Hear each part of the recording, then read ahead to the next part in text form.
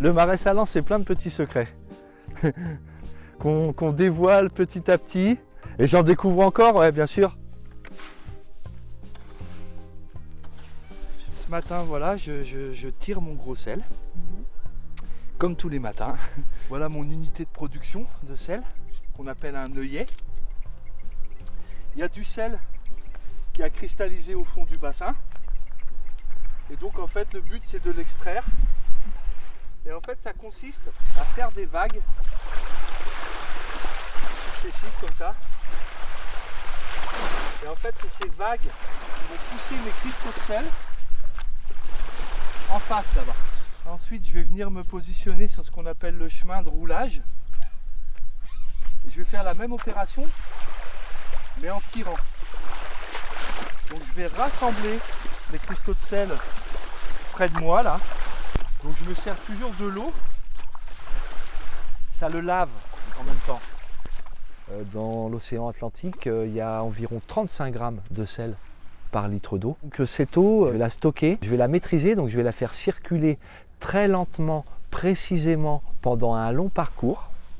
Cette eau, pendant son parcours, elle va s'évaporer par le soleil et par le vent. Le soleil, il va venir chauffer l'eau pour la porter en vapeur. Cette eau qui circule lentement, précisément, s'évapore par le soleil et par le vent, mais le sel, lui, reste. Donc dans son parcours, en fait, elle va se concentrer en sel. Donc dans l'œillet, l'eau sera concentrée à peu près à 280-300 grammes de sel par litre d'eau. À partir de ce taux de sel, en fait, le sel, il ne fond plus.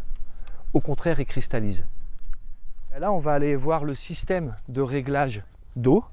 On va aller voir, c'est un point d'admission qui s'appelle la Missonnée. Il faut faire attention où on marche, c'est l'aventure un peu le Marais Salants. Voici les systèmes d'admission d'eau. En fait, c'est des tuyaux qui passent sous la terre. Ces tuyaux, je les ai criblés de différents débits. Et en fait, je vais ouvrir ou fermer des robinets suivant mon besoin. Donc là, on voit qu'il y a trois baguettes d'ouvertes. Peut-être demain, il va pleuvoir ou je ne sais pas. En tout cas, le temps va être plus mou. J'ai toujours besoin de garder mon niveau d'eau, donc ni trop ni pas assez, je vais refermer. C'est un peu archaïque, mais très précis.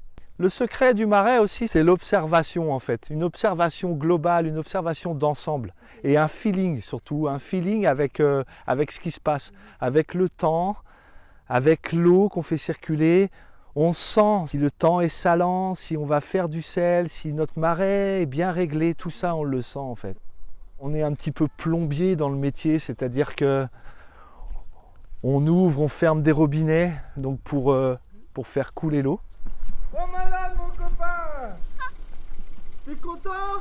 Oui, chaque Marais Salants a son terroir, quoi. C'est un peu comme la vigne en fait. Par exemple, mon voisin, là, son sel va être plus ou moins peut-être plus blanc ou un peu plus gris. Ça dépend aussi du saunier, ça, de sa manière de tirer en fait. Parce qu'en fait, il faut être à la fois doux et ferme, on va dire.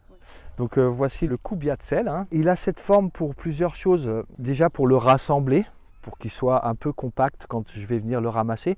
Et surtout, plus on va lui donner une forme pyramidale, plus l'eau va s'égoutter.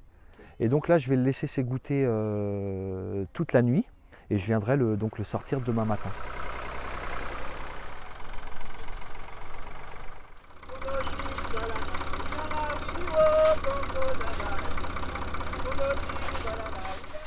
Donc il a séché une journée et une nuit. Il y a la dernière petite phase là. Attention à ne pas ramener des saletés dedans. En fait, l'objectif c'est de laisser une petite couche de sel pour accueillir la prochaine traite. Et de laisser ce qu'on appelle la ladure. Ça s'appelle une ladure propre. Le sel il ira donc à la ferme pour être conditionné en fait, simplement. Mis en sachet de différents conditionnements, 1 kg, 500 grammes, mélangé avec des herbes, broyé pour faire du sel fin. Voilà, c'était un métier particulier, un peu en décalage d'un métier classique. J'aime être en décalage du classique. Voilà, il y a quelque chose d'assez zen, si on peut dire, assez reposant. Je crois, pour moi, c'est l'environnement qui est adapté à ma personnalité ou l'inverse, quoi. Ma personnalité avec cet environnement.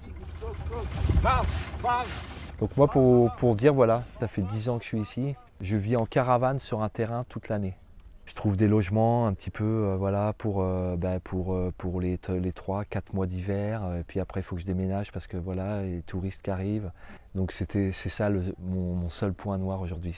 J'aime mon métier, mais le lieu dans lequel je vis est plus trop tenable. Et c'est certainement ce qui me fera arrêter mon métier. On ne sait pas trop ce que veut la politique ici en fait. Est-ce qu'elle veut maintenir un patrimoine, des gens qui travaillent ici, qui font vivre l'économie, ou des touristes avec beaucoup d'argent? Je pense qu'il faudrait plutôt avoir une politique peut-être autrement et militer pour préserver justement vraiment à 100% le territoire et les gens qui y travaillent. Ouais.